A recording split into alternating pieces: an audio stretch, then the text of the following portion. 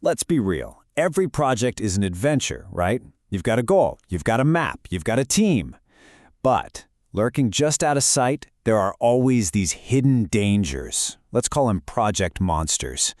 These are the things that pop up out of nowhere and can completely wreck your plans. So today, we're going to build a toolkit. We're going to learn how to hunt down these monsters and slay them before they even know what hit them. You know, there's this myth that if you just plan perfectly, nothing can go wrong. But the truth is, and this is so important to get, you can't eliminate every single risk. It's just impossible. So the goal isn't to be perfect. The goal is to be smart, to be prepared, to be an adventurer who knows the terrain. And what happens if we just ignore those risks? Well, you can end up creating a white elephant. You've probably heard the term. It's something that becomes this massive, expensive burden. The cost to keep it going is just way out of whack with any benefit you get from it. Think about those gigantic Olympic stadiums that are just sitting there, empty. Or the Concorde jet. I mean, what a piece of technology. But it was just too darn expensive to actually fly. These are giant, shiny monuments to risks that were ignored. Okay, so how do we avoid building our own personal white elephants? We use something called project risk management.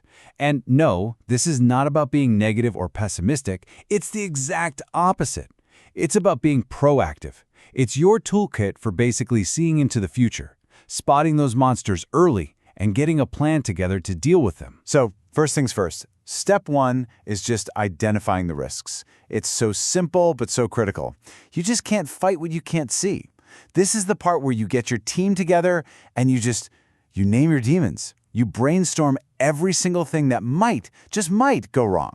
That sounds a little intimidating, doesn't it? Think of everything that could go wrong.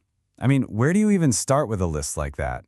Well, let's ground this in a real-world example to make it crystal clear. Okay, imagine you're organizing a youth soccer tournament. The risks aren't some vague, cloudy fears. They're specific.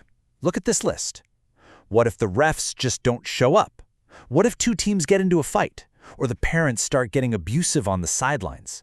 What if you don't have enough parking? Or worse, not enough teams even sign up? Or what if, heaven forbid, a kid gets seriously hurt? See, just by writing these down, we've pulled them out of the darkness. We're already moving from worrying to managing. All right, now we've got our list of monsters, but here's the thing. You can't fight them all at once with the same energy. Some of them are fire-breathing dragons, and some are just annoying little goblins. So step two is all about assessing these risks. We got to prioritize our battles, so we're spending our energy on the things that actually matter most. And we do this by looking at two different things for every single risk. First is likelihood. What's the actual probability of this happening? Is it super likely or a total long shot? And second is impact. If this thing does happen, how bad is it going to be? Is it a minor headache or is it a game over, project's dead kind of catastrophe? And this is how we put it all together. It's called a risk severity matrix. It looks kind of corporate, but it's an incredibly simple and powerful tool. You just plot each risk based on how likely it is versus how bad the impact would be. Anything that lands in that top right, high-risk corner, those are your dragons. That's where you focus your attention first. Okay, so we know which monsters are the biggest, baddest ones. Now what? Now we choose our strategy. Step 3, risk response, is where we decide what we're actually going to do about these high-priority risks. And we've got a few solid options to choose from. We basically have 4 main moves. First, we can mitigate the risk. That's like building a smaller fence or weakening the monster so it's less of a threat. Second, we can avoid it. This means changing our path completely so we don't even have to face that monster. Third, we can transfer it. Think of this like hiring a professional dragon slayer, like getting insurance. And finally, we can accept it. We see the monster, we know it's there, but we consciously decide it's a small one, and we're going to save our energy for bigger fights. Now, something comes up here that trips a lot of people up. They ask, okay, what's the real difference between mitigating a risk and just having a contingency plan? It's a fantastic question, because they sound similar, but they are totally different things. And here is the absolute key. Mitigation is proactive. It's the stuff you do before the monster ever shows up to make it less likely to appear. It's prevention. A contingency plan is reactive. That's your break glass in case of emergency plan. It's what you do if, despite all your efforts, the monster shows up anyway.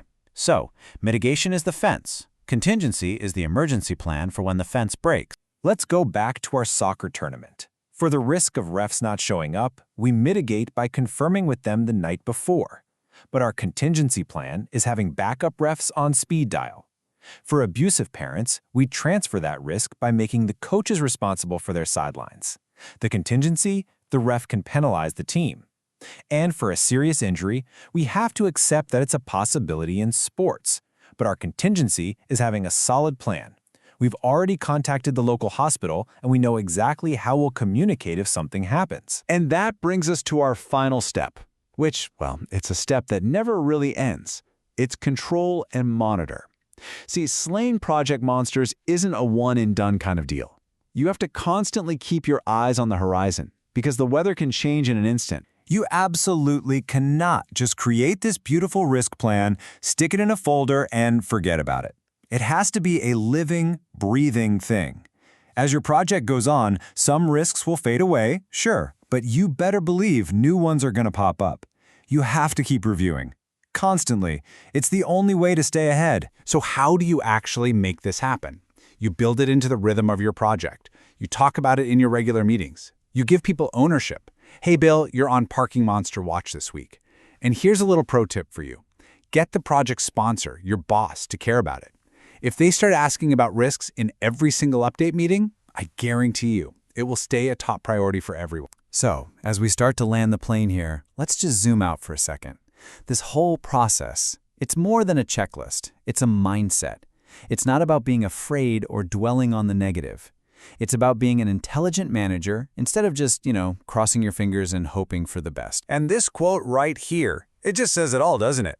It is always, always cheaper, easier, and less stressful to deal with a potential risk beforehand than it is to clean up the mess after it's already happened.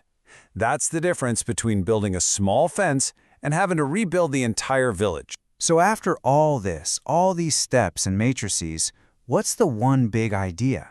What's the real takeaway I want you to have? It's this. This entire process takes that big, scary, unknown thing called uncertainty, and it turns it from a terrifying threat into just another manageable piece of your project plan. It gives you control. It gives you confidence. And it turns a scary, monster-filled forest into a clear path to get to where you're going. So I'll leave you with this question. Think about whatever project you're working on right now. What monsters are lurking in the shadows? What are the things that keep you up at night? Because now you have the weapons. You have the toolkit to go out there and slay them.